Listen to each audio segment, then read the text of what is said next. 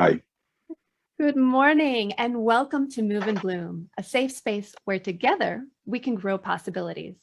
I'm Ana Maria Pardo and I am super excited to have with me here today Eytan learner. He's an Anat Baniel Method NeuroMovement practitioner and a senior Feldenkrais practitioner. He works all over the world with kids and adults facing challenges. And he owns Neurodevelopment Center for Movement with Attention.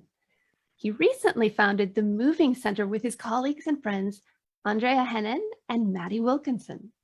Together, they mentor children, families, and professionals around the globe, both virtually and in person. So without further ado, welcome, Eytan. Hi, Ana Maria. Thanks for having me in your podcast. Oh, really, excited to be here. And I have to tell you, it's a great idea and it's a great thing. I mean, it's a high level interviews and way to go. Really love it.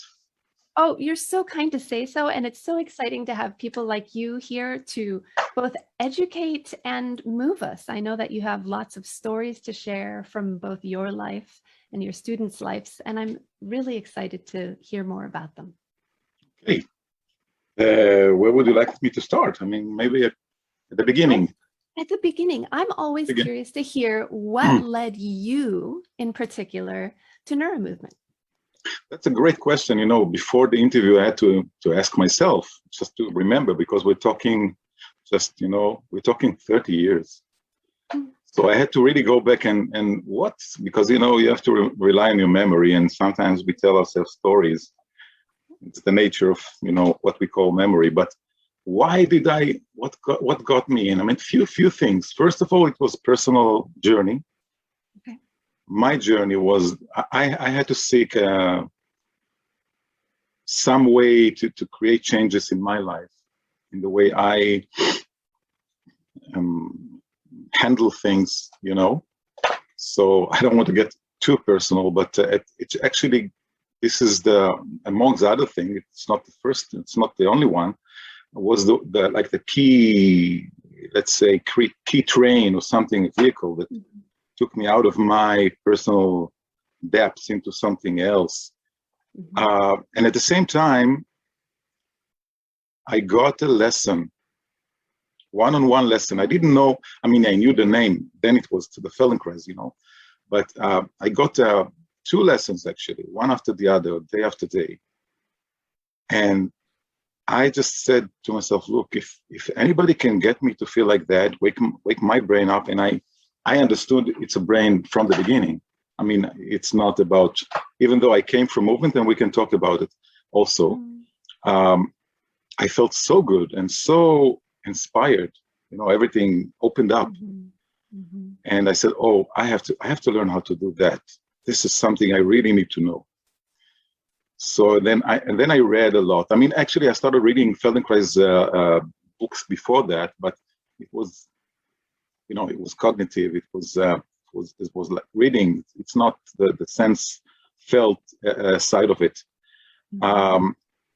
And then I got to the first training, I think, ever in Israel that Anat herself created. It was back in 1990 in Jerusalem. Wow. Yeah. So and you know, a while ago. That's a while ago. Yeah, that's a while ago. I mean, it's, wow, it is a while ago. So it was a journey. It was, you know, it has its ups and downs. It was a great 4 years course.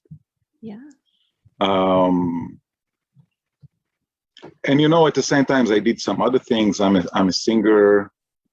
Later on, I went to, I used to do like, I don't know, how do you call it? Voice announcer or broadcaster, things that you do, and also like commercials and, you know, things like that, using my voice. Yeah, and it's important also because I'm actually I keep on using it today deliberately, especially with kids, to create distinctions, to create differences, to sometimes take them off their track of the habitual way of doing things, surprise them, you know, creating expectations, and Yeah. So I think it's only at around 2008, no, 2005, I started doing Feldenkrais. Okay. And again, just be minded, it's when I say Feldenkrais, it's Feldenkrais, but Anat was Anat even then. Yes. And she was talking, and not just talking, because many people are talking about the brain, but she really understood it. Yes. And it was really, inspiring. Mm. So 2004 or 5, I started doing it full-time job. All the way up to 2004, it was always in the background, teaching workshops, but I was doing also something else. 2004 or 5, not sure. I actually started doing this exclusively. Yeah. And I've worked a lot with adults. I didn't touch children yet. I wanted to. I actually didn't dare. And I'm not one, I usually jump, right off the cliff. I'm this kind of person who wants to try something, I do it. But with kids, I felt like I don't have the tools. I don't know what to do yet. I'm not going to touch it, but I'm going to look. This is the way I want to go. You were dreaming about it. Yeah, I marked it as something I want to do. Okay. And then I actually started working more and more. I developed a combination of vocal and awareness through movement workshops, and I worked with actors. Yes. in Israel in projects, and also in the university. Not university is a place, the theater school.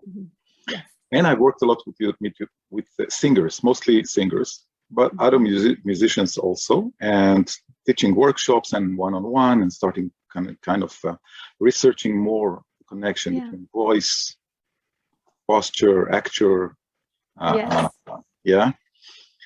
And 2008, I started working with kids. I just said, okay, I'm going to do it. At the same time, my wife got pregnant for the first time. I think maybe it influenced it. Of course. I think it's the first time I'm thinking about it now. Maybe there's a connection there. But 2008, I started working with kids, and I just with little toddlers, babies, with like minute things. I remember the first time that somebody parents brought to my studio a kid with autism, and I didn't know what to do. I just told them, look, I'm sorry. Not ready yet. Yeah. Yeah, but I started working a lot, and until 2009 actually, I worked a lot and actually learned much more, and knew what to do, and worked also with autistic kids. But then I went to Anat. Actually, it started before. I went in 2007 to California for something else, and I stopped by Anat's center, and then she was generous and kind enough to invite me and say, come on, spend a few days here. It was a basic training. And then she told me, why don't you come and have a children mastery? Wonderful. Wonderful. Yeah. And I want to stop you for just a minute and tie together a few of the things you've said, because they popped out as very important to me. That one, this work has been a vehicle for you, a vehicle of transformation. And we often talk about the benefits of, very specifically, because that's how people can begin to comprehend the work, but it is truly at its heart a vehicle for transformation. It's an engine that drives growth, specifically growth in the brain, or at least that's how I'm coming to understand it. And I'm saying this in part to bring us to your comment with the parents of the autistic child, that I'm sorry, I don't know. What a lot of growth it must have taken on your part to be at a place where you could observe yourself and know, I'm not ready. And to have the honesty and the courage to say, I'm sorry, I'm not ready. And I really want to highlight this, because most of us want to deal with honest, self-aware, transparent practitioners.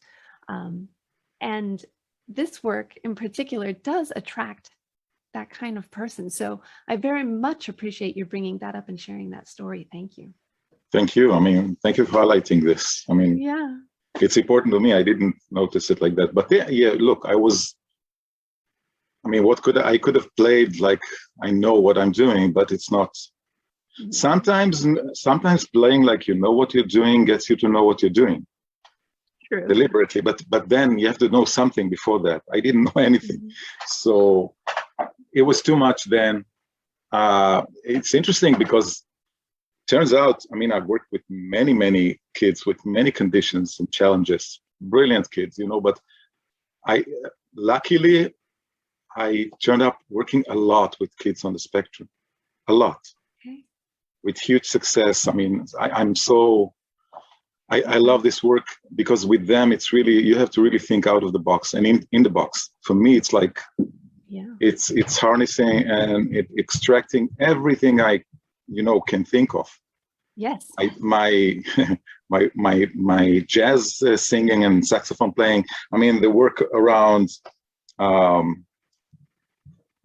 not playing in tune, doing mistakes deliberately, thinking, everything with everything I know, and I actually enjoy these lessons even more than the others. Turns out that with children, but with children on the spectrum, I got lucky to work a lot with them. Yes. So, and then you really have to think out of the box. So you like that challenge, is what I'm hearing. Yeah, I like challenges. Just look, I just immigrated to Canada 3 years ago when I was 55. Oh my goodness! Thinking about it, in retrospect, it's crazy because I left a successful clinic and went to a place which I don't know what's going to happen here. One client was waiting for me. It was referred to me, but that's it. It's so I like challenges. Yeah, actually, I think it's something that I grow through and with. And yes, I enjoy the challenges in the lessons. I will not lie to you. Yeah. So that's another vehicle of transformation for you, the challenges of stretching yourself to better serve these children. Yeah. And to find how do I connect with myself in this lesson in a way that will make things clearer, like clarifying for me and for the little person there, what's happening, Can you share any of these stories with us? It's interesting because I'm thinking a lot about it lately. The last year and a half, I'm just sidetracking a little bit, okay, if it's okay with you. I always thought that just the hands-on is not enough. I used to kind of divide myself into two because I'm also talking to the parents and, guiding them. And I've actually learned a lot from actually thinking about myself, presenting the lesson in my head, which gives me another layer of, observation. But the lesson is not happening. I know Anat says it a lot. The lesson is not happening on the table for me anymore. And the last year and a half, because I worked a lot through Zoom, and I love the challenge. Actually, now that I worked in person throughout the year, not like in the US, but yeah. But my work, the one-on-one work is totally different now. So for me today, and it was before, but now it got more clearer and detailed and deliberate. I'm actually, if we take again autistic kids, not all of them, but the ones that really, they go about the room and then they stop here and they fidgeting with something and they do this. I actually I see the lesson as the whole space that's happening around us. Me, the parents, the kid. I don't care if he's on the table or not. I do sometimes, but I would work and start specifying what he's doing after I think about it like as a detective work in the beginning. I'm just detecting small changes, small differences of how he's doing, what he's doing, mapping for me, what he's doing and when, try to find connections. And even if I'm mistaken, it doesn't matter because if I attribute it to what's going on, then there is a communication. I hope I make myself clear. Yes. So absolutely. then, I can share, I can share the one that I just came from Israel now, and worked with many kids. One of the kids actually wasn't autistic, but he had some traits. One of the diagnosis, but he had kind of a shrink cerebellum. Yes. Cerebellum. And his whole manner and the weight, the balance was off. And mostly he was terrified of strangers. Okay. And for him to see me, gentle as I am, trying to be, it's for him, the alarm goes off, probably because he had physiotherapy and other things, not necessarily forceful, but I told the parents, look, it doesn't have to be forceful. It's the idea that you don't see the kid. If you don't see him, you can be so gentle, but you're still trying to fix him. Nobody likes it. We can sense it. So I worked with him for a week. And at the beginning, I couldn't touch him. I mean, I could force him on the table. I'm not going to do that. But I started slowly saying, oh, I see that he's running to daddy, crying. Just when I talked to him, when I said something, oh, this is something you can do, but this is something you cannot do. He's crying like and I stayed with it. And I taught the parents, the father in this case, how to relate and narrating what is going on, and then starting ahead of time, seeing what he's going to do, and then telling him to do that. And I could touch him from time to time I said, look, if you're coming near me here, because the toy was there, I'm going to touch you, and I'm going to touch you here. It's like I'm slowing down. He's looking at me, and then he has to go or not go. He has to decide. Oh no, you can go to daddy. You can cry. It's okay. You can hug daddy. Yeah. Oh, you can come here if you want. If you come here, I'm going to touch you, and I'm going to work with you. So I'm doing that a lot. I mean, the father sent me like this long list of what's the changes in balance, in the way he's asking things. He started talking, just after a week, and I did touch him, but it was mostly about spacing and mapping the way his conduct, his behavior, his movement, and the relation to me and the father and the space around him. Maybe even a better story. A kid that was brought to me, it just stopped me when you want me to take a breath. Okay.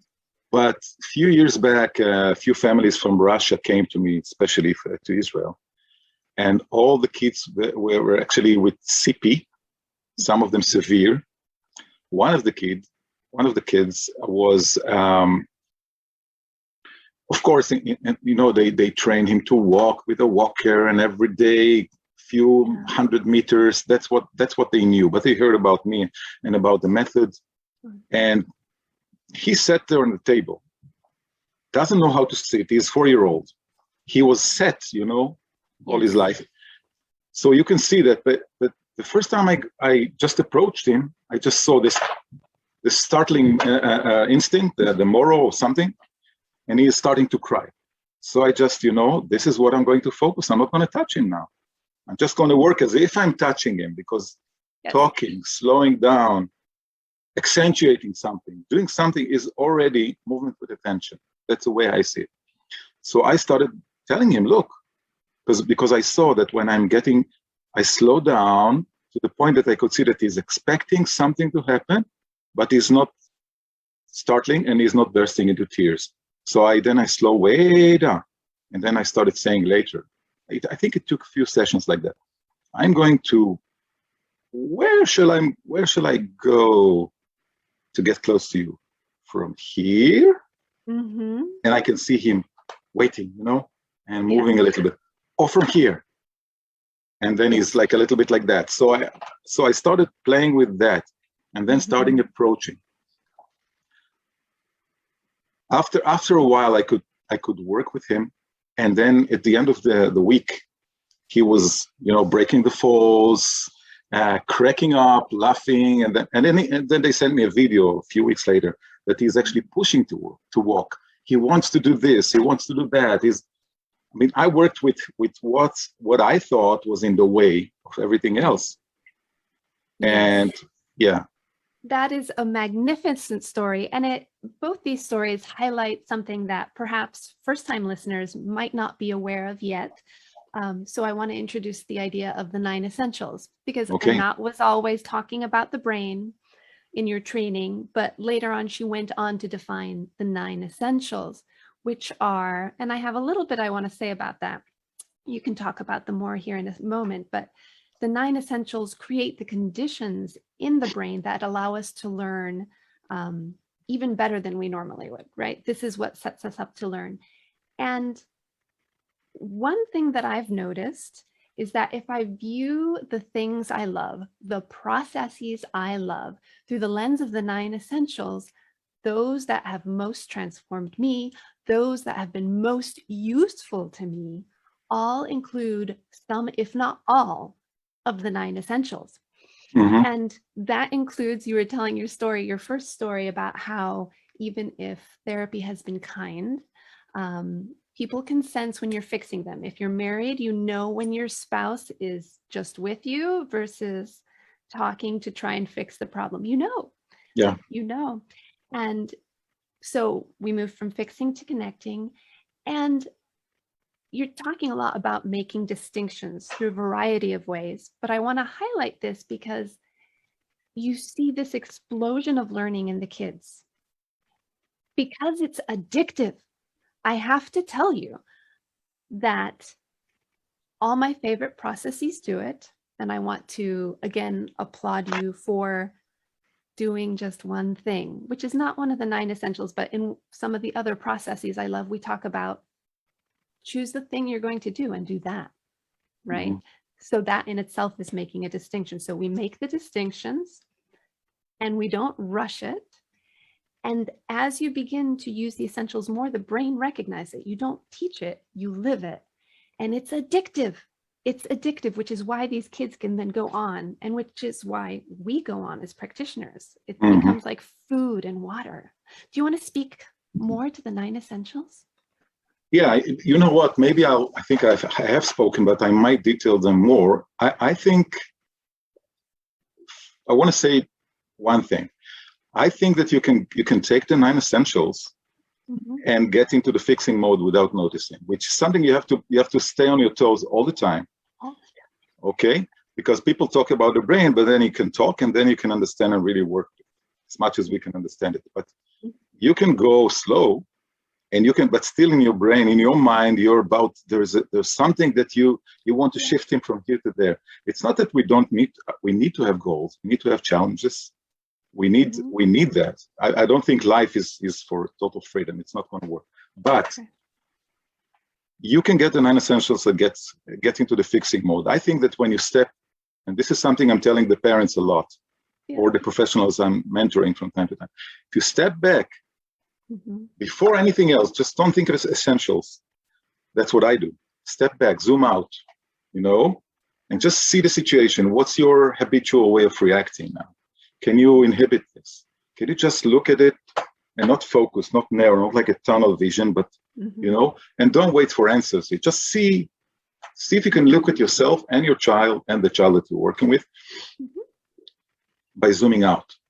And what I found, and we found in the center that we're working, especially when you do it over Zoom, is that the essential is actually springing out of this mode. Whilst if you take the essential and you're not in this mode and you don't see the necessity of stepping a little back, then you get into fixing. You can get into fixing. You can work with the child. Well, okay, now I'm going to do slow. Now I'm going to do flexible, but you're not flexible and not slow. And it's about you and it's not about the child at the moment. So I don't know if it makes sense, but this is something that I want to highlight here for our listeners how absolutely true this is, because a lot of people who haven't trained in Feldenkrais or NeuroMovement will read the essentials, will read one of the books and say, but that's what I do. And what you have illustrated with your words is exactly what they're not doing. They're looking with a very narrow focus, using the 9 essentials, but with the narrow focus as opposed to the expansive sort of approach. So I love how you stated that. Thank you so much. You're welcome. And I think it's actually talks back to or refers back to what I said in the beginning with the autistic kid that I said that I don't know, but it's a different I don't know. I think it's a great thing to step back and say, even if you know a lot, say, what if I don't know? I want to really look, because I think we tend to, in life, to do things habitually, then it as if we know already, but you can't have any growth if you don't step back and just say, well, maybe I don't know. This is one thing. And the other thing, you asked me to talk about this, I think what you said before, I think the essentials are, it doesn't matter that I'm working with one thing. I don't see it like that. I can work with this child with the moral instinct, okay, or reflex. But through that window, I'm actually working on many, many things at once. Of course. I'm just not going to juggle and start doing, hey, look here, look that, because this is confusion. I want to have clarity. But I can see the rest of, I don't see I see the essentials as a, you can look at layers, I see it as like a chain. And it's not a one thing, but it's connected. So I don't really know where to put the limit and say, okay, this is the border between slow and gentle. Because when you slow down and you step back a little bit, you're already in a better position to be gentle, subtle, and to be flexible. Not necessarily, but in a better position to do that. So, yeah. Yeah. No, I think I need your guidance now. Yeah. No, okay. I know exactly what you mean, and I'm gonna repeat what you said in a different way in case I got it wrong, because I don't know necessarily that I understood you. I have an idea that I understood you, but I may not have. And while we choose one path to start walking down, all the paths can lead to all the things that we're ultimately wanting to work with. They all take us into the forest. Yeah. And for me, choosing one thing means not being like, oh wait, but I should go back to this path, to this, So I think what you said captured it perfectly for me. I hope our listeners get it as well. And I'm going to then go back, because in my mind, I've been curious about how then this related, because you had mentioned before that you homeschooled your children. Yeah, did I? I didn't say that I have two kids.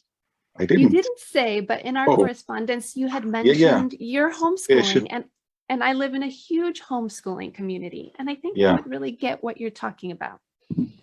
How did the homeschooling and the ABM journey intertwine for you?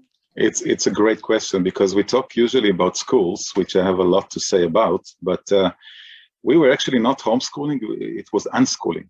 Now, in Canada, it's different. They came to Canada. My eldest is 12 and a half. Okay. He was 9 when he came here, up to the age of 9. And my daughter, Lihi, and my son is Ran.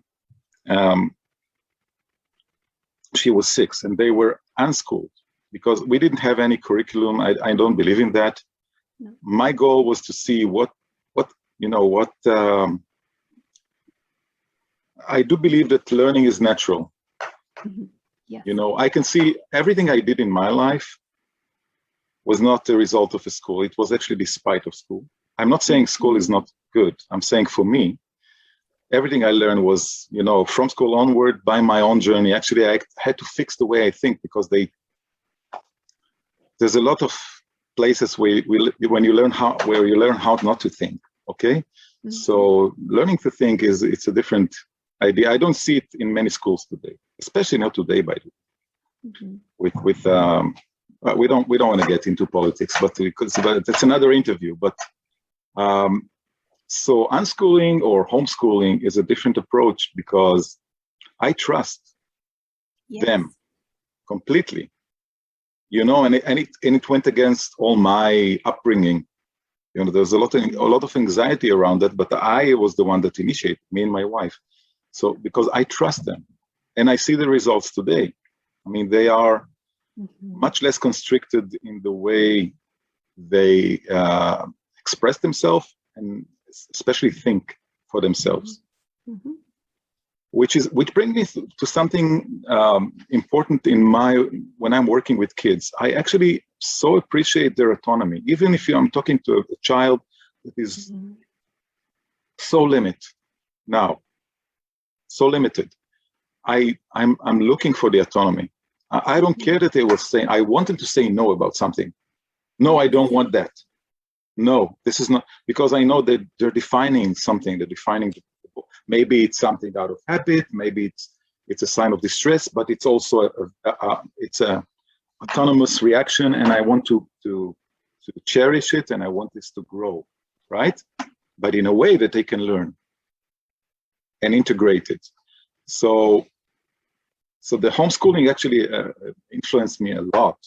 I think it's different because I'm looking, and I sometimes most of the time, working with the parents, what to do with the kid now when he's changing so much. Do I take him to there?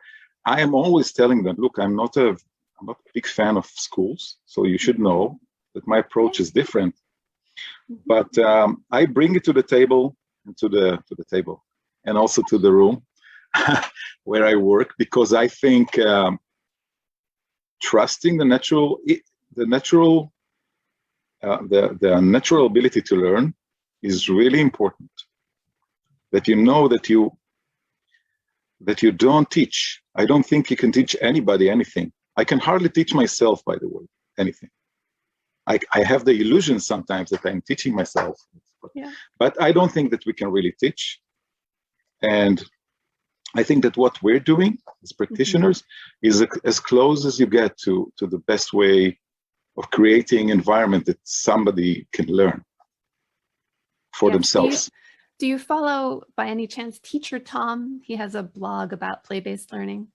Teacher Tom. Teacher Tom. No. Anyway, but one of his latest blog posts highlights that we don't know. In the educational system, we're not using the things we do know about how people learn. And it's just basically business as usual. And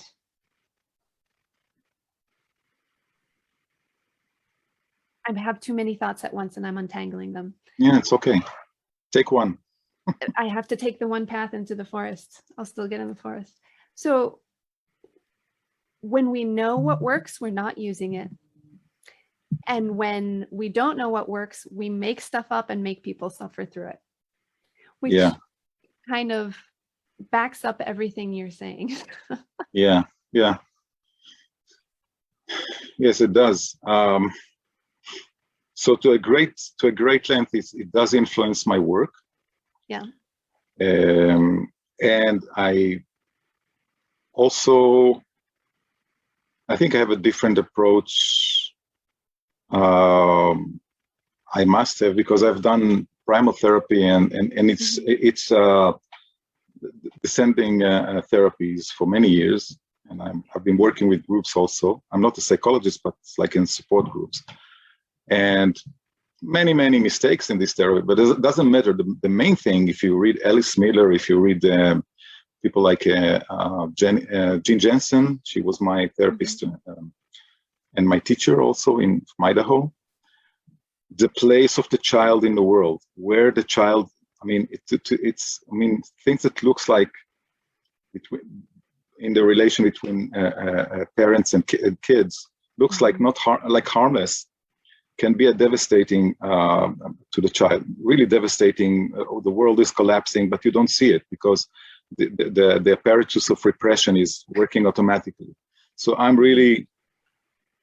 not bringing it into it because it's me, but that's the way I see things. I will not. Why did I say it? Okay, I will not use any way of that might create any distress. Right. Okay. And that's tying back to everything. So you're aware. So going way back, you're aware when you don't know.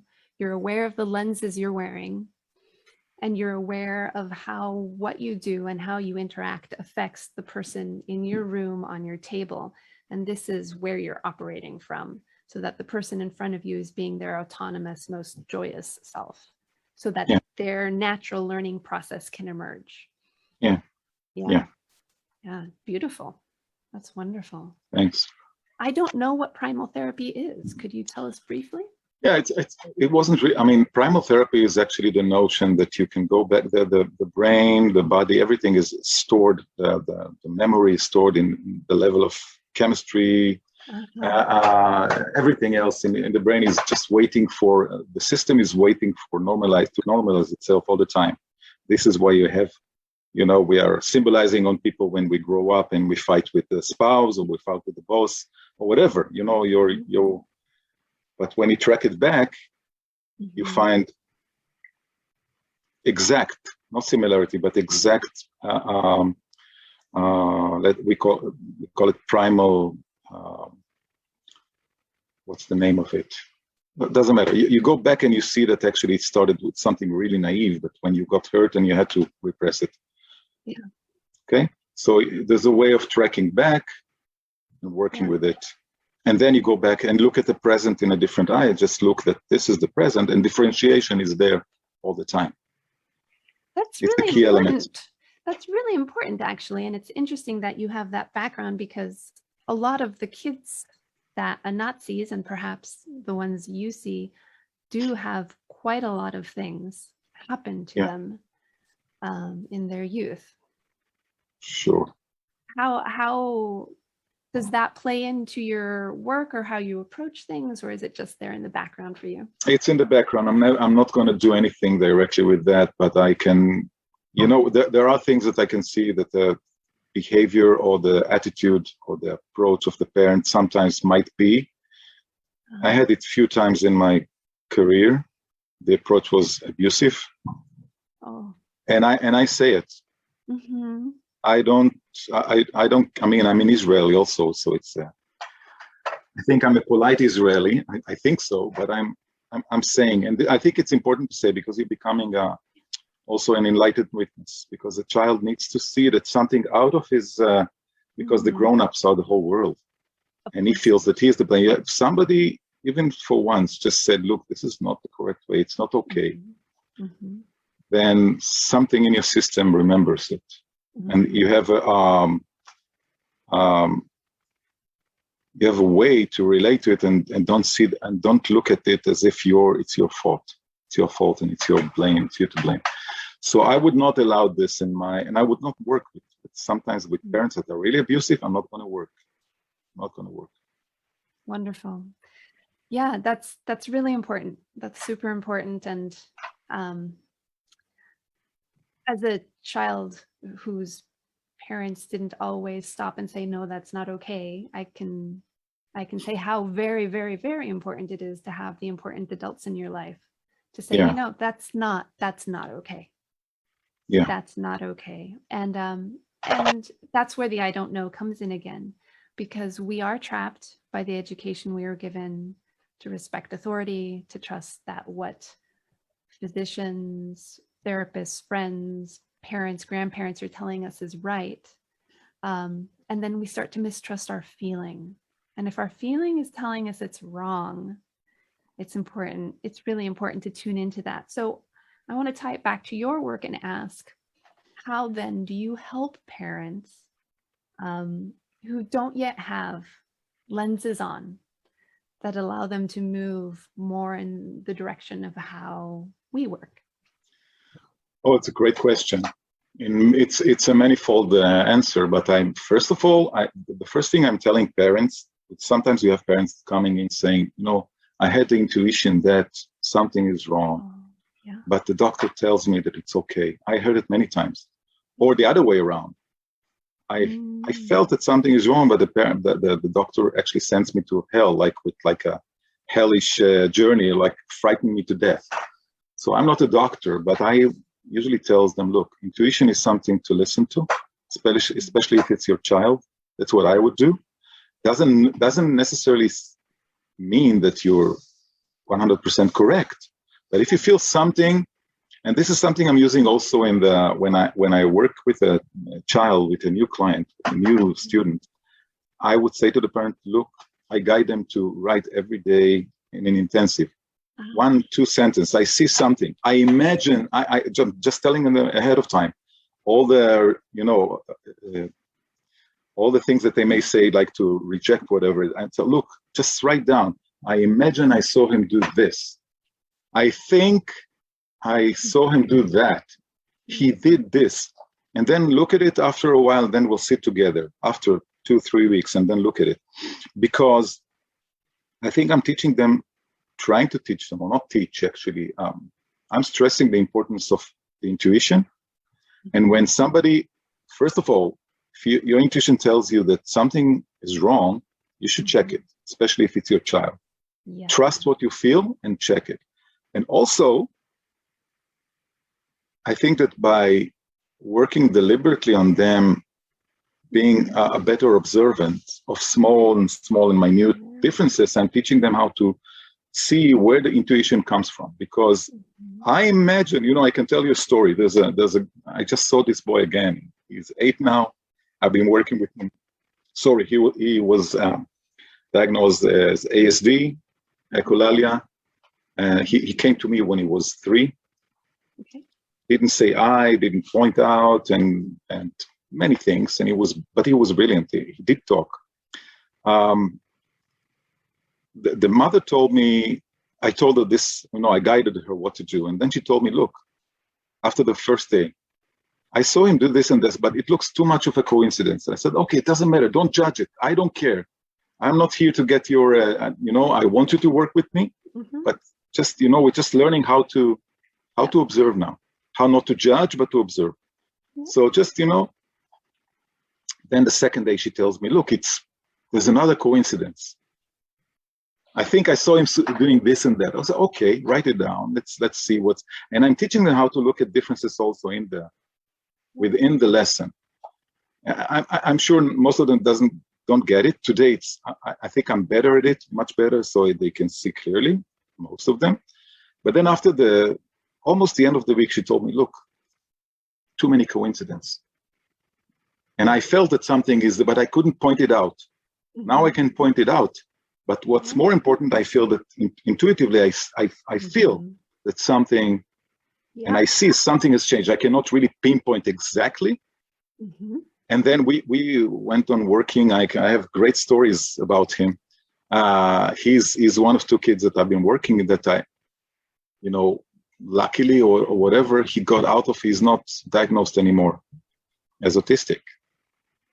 I'm just worked with him now. They haven't seen me. I saw them last year on something that has to do with speech, little small, things to do with speech and articulation. But so this is the way I approach it. And intuition. This is something I try to bring the parents, being on the same page with me as much as I can.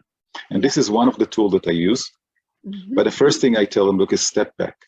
See if you can look and don't know what to do, but step back, just look at it and say, oh, I think I see something, this is happening now for me, and this is happening now for my child. And then I work with them through the essentials. If they come for a long period or periods, I do it a lot. And today I combine also Zoom sessions. Even the one that I work in person, I do also Zoom sessions. Perfect. Because it's a great constraint. Yes. And it's a great, and amazing, and I actually work with the kids sometimes directly without the parents. They just look. And you see amazing, this is the reason why I came to Israel now. I actually worked with 2 families. They saw great changes. I was blown away, to see that. And they actually gathered more families and invited me over because of the Zoom sessions. So that's incredible. That's just fantastic. Yeah, thanks. And it's a tool that it's actually combined. As I told you, when I work now, I see the Zoom. I see the space that as if I cannot touch, as one with the one hands-on work, and it's the same language, but in a different vehicle or different tools. Doesn't matter. Yep. Yeah. I love that. More improvisation. It's also improvisations. Yeah. Yeah. Yeah. Yeah. I love that. So we've talked a lot about a lot of different things. I'm sure we could go on about many others. I can already see that we may have to do a follow-up interview one of these days. But I'm wondering if we could bring this all back together in a way that we can leave someone listening with perhaps a pearl of where to start. When you're starting your journey, if you're contemplating starting neuromovement lessons or whatever, whether it's training with you, like supervision with you, or bringing a child to you, what would you say to people looking just to start? It's different if you look at people, you talk to people that are contemplating and considering becoming practitioners than parents. For me, it's different. It's more immediate to talk with parents because practitioners, I would say, it's a longer training, a longer process of working with yourself first. But to parents, I would say first what I started saying before. Being able to step back and appreciate your child. I mean, I'm sure everybody is doing it. Okay, I'm not saying that I'm not the one to say that you don't appreciate your child, but step back and really appreciate your child. But before that, see if you can just find a way to slow down yourself, I'm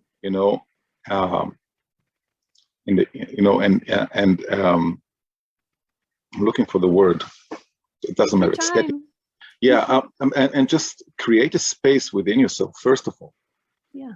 That in this space, everything is okay. It's okay, and you can observe your reaction, and you can look and appreciate your kid more. Because the first thing it's not the first thing. I mean, I skipped that. I don't know how. I'm teaching the parents is how to look at what the child is really doing. It's not so obvious that we're doing it. Even because most of us will immediately skip to what's not working, and then you get linear, and then you get into fixing. So how we get into connecting, and this is where also homeschooling helps me because you go against the stream. Yes. And it's important to go against the stream and to challenge everything that you know, but it gives you at least one thing is that you can take the time and not know. But appreciate it and don't hurry up to get into any conclusion. So take the time and see what your child is good at, what he likes best. This is the place where I start working. I don't care what they don't know. I mean, everybody. I mean, this is something that Anat is saying a lot. They already know what they don't know. They don't need me to stress. They don't need the parents to do that. Yeah. So let's shift the whole focus into it's not the focus, it's zooming out and look at the whole and how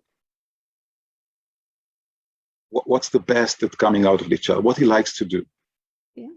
This is where I would start. And then when you read the 9 essentials and when you're looking for a practitioner, it's either me or somebody else, you will have a different way of looking at it. And this is something that if we can talk about a little bit, I don't know if you have time. The only constraint on us is the Facebook will cut us off at 55 minutes, but we're good so far. Okay, so thank you, because we are doing that. I mean, I found Matthew Wilkinson is my dear friend. I love him. And he's like a same-minded, I mean, we're different, me and Andrea and him and me. But we are also very much alike. And we actually creating something that is becoming like a mutual language.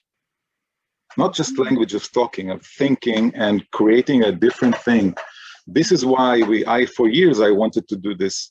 And then I initiated this idea to create a virtual and then in-person center of people that have this ABM background, a lot of work around the world. And Matty is someone that I worked with, shoulder to shoulder in Denmark. Andrea was corresponding a lot over the Facebook over the years, and I have great partners, and we created something that I think is really great now. We're working with parents, really a lot of conversations. Yeah. breakout rooms also for working with the kids, but also a lot of conversation. And now we're going to take it to in person, take it to the streets, because we're going to go, once the COVID permits, we're going to fly. We're going to be probably in Europe this coming fall or winter. And then we're going to do like what I do anyway when I fly abroad, but now we're going to do it as 3 partners. Workshop for parents, mentoring for people who works with kids, not just Feldis and ABMers, speech therapists that are approaching and other people. And yeah, we interview people, not the way you do, we do something else. Because we collaborate with other, like Dr. Zelinsky, the Mind and Eye Institute, and Paul Majul, we had an interview with, and we are actually referring people back and forth from and to them. Yeah. And try to create the biggest net. Wonderful. We can. Yeah. So this is the main project, and I think the 3 of us feed off this mutual conversation and work. We actually invested thousands of hours the last 2 years talking and creating, and we actually, I still feel that it's actually took me even higher up in the way I can see things today and work with them. So wonderful. This is something that we're very excited to be part of. I can sense your excitement through the screen. Yeah. Yeah. That's wonderful. So this is through the Moving Center, and you have your own practice. And do you have any other new projects you wanted to mention? I think the mentoring center is going to be the next one, because I'm working now on working with people like in Israel or other places where I can mentor them through Zoom or not Zoom, working with a child. I'm talking about speech therapy from therapists from New York or OTs. I've done that in the past. Now it's going to be much more precise, and we're going to do it as a team. And it's going to be really focused on bringing these ideas of the 9 essentials into other modalities. Wonderful. Wonderful. That's super exciting as well. Thank you. Yeah. And yeah. Will you drop all your links in the comments below once this interview has concluded, so people know where to find you and your colleagues? Yes. Once this interview is over. Yes. Okay. You mean the website and the Facebook and everything else?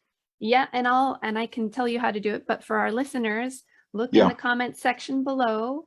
We'll do that. Interview when it's over, so that in case you want to get in touch with Eytan or Andrea or Maddie or all of them as a group, so that they can enjoy the wonderfulness too.